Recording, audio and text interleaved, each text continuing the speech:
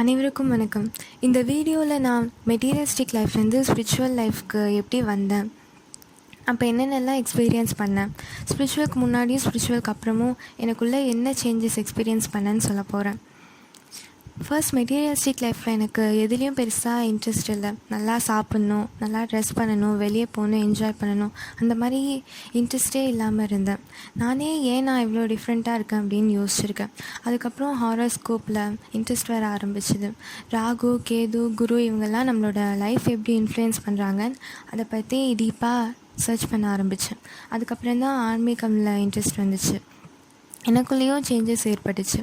Face wash பண்ணுறப்ப, eyes close பண்ணுறப்ப ஃபோர்ஹெட்டில் ஒரு சர்க்கிள் மாதிரி தெரியும். அந்த சர்க்கிள் க்ரீன் கலர், பர்பிள் கலர்னு சேஞ்ச் ஆகிட்டே இருக்கும். ஃபர்ஸ்ட் நம்மளுக்கு ஏதோ ஐ டிஃபெக்ட் இருக்குது, அதனால தான் இப்படி இருக்குதுன்னு நினச்சேன். அதுக்கப்புறம் அது ஸ்பிரிச்சுவல் சைன்னு புரிஞ்சுது. அப்புறம் தான் மெடிடேஷன் ப்ராக்டிஸ்லாம் பண்ண ஆரம்பித்தேன். இந்த எக்ஸ்பீரியன்ஸஸ் அண்டர்கோ பண்ணுறப்ப டிஃப்ரெண்ட்டாக, ஹாப்பியாக, எக்ஸைட்டிங்காக, ஒன்றுமே புரியாத மாதிரி பசில்டாக இருக்கும். ஸ்பிரிச்சுவலுக்கு முன்னாடியும் ஸ்பிரிச்சுவலுக்கு அப்புறமும் எனக்குள்ளே என்ன சேஞ்சஸ் நடந்துச்சுன்னா, ஃபர்ஸ்ட் ஸ்பிரிச்சுவலுக்கு முன்னாடி ஒர்க் பிளான், லைஃப்பில் இதெல்லாம் அச்சீவ் பண்ணணும், லைஃப் கோல்ஸ் அப்படின்னு அதை வச்சுட்டு அதை நோக்கியே ஓடிட்டுருப்பேன், அட்டாச்சாக இருப்பேன். ஆனால் இப்போ அந்த அட்டாச்மெண்ட்லாம் குறைஞ்சிது. என்னால் லைஃப்பில் எதை செய்ய முடியுமோ அதை மட்டும்தான் செய்கிறேன். மற்றதை இறைவன்கிட்ட ஒப்படைச்சிட்டு வாழ்ந்துட்டுருக்கேன். Second, loneliness. ஸ்பிரிச்சுவலுக்கு முன்னாடியும் லோன்லியாக தான் இருப்பேன். ஸ்பிரிச்சுவலுக்கு அப்புறம் அந்த லோன்லினஸ், தனிமை இன்க்ரீஸ் ஆச்சு. ஏதாவது தேவை, அவசியம்னா தான் மற்றவங்கக்கிட்ட பேசுவேன். Third, challenges. லைஃப்பில் சேலஞ்சஸ் ஸ்பிரிச்சுவலுக்கு முன்னாடி இருந்ததை விட ஸ்பிரிச்சுவலுக்கு அப்புறம் சேலஞ்சஸ், ப்ராப்ளம்ஸ், கவலைகள்லாம் இன்க்ரீஸ் ஆச்சு. அதுக்கு ரீசன் ஸ்பிரிச்சுவலில் நம்மளோட கர்மா ஃபாஸ்ட்டாக ஒர்க் அவுட் ஆகும்.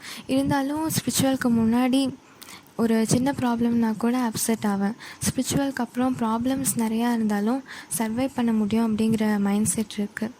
அதுக்கு காரணம் ஸ்பிரிச்சுவலில் எனக்கு கிடைக்கிற அமைதித்தன்மை. ஃபோர்த், ஃபேமிலி, ஃப்ரெண்ட்ஸ் இவங்கெல்லாம் நம்மளுக்கு சப்போர்ட் பண்ணணும், மோட்டிவேஷன் பண்ணணும், என்கரேஜ் பண்ணணும்னு நினச்சிட்ருப்பேன். யாராவது நம்ம கூட இருக்கணும்னு நினச்சிட்ருப்பேன். ஆனால் இப்போ யார் நம்ம கூட இருந்தாலும் இல்லைனாலும் நம்மளால் இருக்க முடியும், அந்த மைண்ட் செட் வந்துச்சு. ஃபிஃப்த்து, ஈகோ ரெடியூஸ் ஆச்சு. முதல்ல எனக்கு பாசிட்டிவ் நிறையா இருந்தாலும் நெகட்டிவான விஷயங்கள் மற்றவங்க சொல்கிறப்ப அதை அக்செப்ட் பண்ணிக்க மாட்டேன். அவங்கக்கிட்ட ஆர்கியூ பண்ணுவேன், சண்டை போடுவேன். ஆனால் இப்போ நானே என்னை ரியலைஸ் பண்ணுறப்ப எனக்குள்ளே என்னென்ன நெகட்டிவான விஷயங்கள் இருக்குதுன்னு புரியுது. மற்றவங்க அதை சொல்கிறப்ப எனக்கு கோவம் வரல, அக்செப்ட் பண்ணிக்க முடியுது. நான் எப்போ என்னை இம்பர்ஃபெக்ட் பர்சன்னு உணர்ந்தனோ அப்போ என்னோடய ஈகோ நல்லா ரெடியூஸ் ஆச்சு. எனக்கு சரண்டர் அப்படி தான் வந்துச்சு.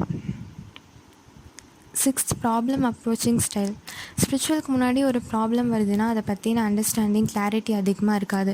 ஆனால் இப்போ ஏதாவது ஒரு ப்ராப்ளம் வருதுன்னா அதை பற்றின அண்டர்ஸ்டாண்டிங், அதுக்கு சொல்யூஷன் எப்படி கண்டுபிடிக்கலாம், அந்த கிளாரிட்டிலாம் இன்க்ரீஸ் ஆகிருக்கு. லைஃப்பில் ஏதாவது பேடாக நடக்குதுன்னா அதுக்கு காசு என்னவாக இருக்கும், அது நம்மளுக்கு என்ன கர்மானால் வந்திருக்கும், அது நம்மளுக்கு என்ன லைஃப் லெசன்ஸ் டீச் பண்ணுது, அந்த கிளாரிட்டி வந்துச்சு. அதை எப்படி அப்ளை பண்ணி நம்மளே சேஞ்ச் பண்ணிக்கணும், அந்த அண்டர்ஸ்டாண்டிங் இம்ப்ரூவ் ஆச்சு. Seventh, understanding of people. முன்னாடி செல்ஃபிஷ் மோட்டிவில் சில பேர் என்கிட்ட பேசினாலும் அவங்கள நான் ஹானஸ்ட்டுன்னு நினச்சிட்டு இருந்தேன். ஆனால் இப்போ தான் லைஃப்பில் யார் செல்ஃபிஷாக இருக்காங்க, யார் செல்ஃப்லெஸ்ஸாக ஹானஸ்டான மோட்டிவில் நம்மக்கிட்ட பேசுகிறாங்கன்னு புரிஞ்சுது. இதனாலேயே அவங்க சொல்கிற விஷயங்களை அக்செப்ட் பண்ணிக்கலாமா வேணாமாங்கிறது அவங்க என்ன மோட்டிவில் என்கிட்ட பேசுகிறாங்க அதை வச்சு தான் டிசைட் பண்ணுவேன். இதனால் ப்ராப்ளம்ஸ்லேருந்து எஸ்கேப் ஆகிருக்கேன். எயித், மெட்டீரியலிஸ்டிக் லைஃப் பீப்புளுக்கும் எனக்கும் இருக்கிற டிஃப்ரென்ஸ் புரிஞ்சுது. அதனால் அவங்க என்ன சொன்னாலும், என்ன க்ரிட்டிசைஸ் பண்ணாலும் அது எனக்கு தேவைன்னா அக்செப்ட் பண்ணிக்குவேன், இல்லைன்னா இக்னோர் பண்ணிடுவேன். இதெல்லாம் தான் எனக்குள்ள மெட்டீரியலிஸ்டிக் லைஃப்லேருந்து ஸ்பிரிச்சுவலுக்கு வந்தப்போ ஏற்பட்ட சேஞ்சஸ். இதெல்லாம் உடனே நடக்கலை, ஸ்டெப் பை ஸ்டெப்பாக நடந்தது. நன்றி.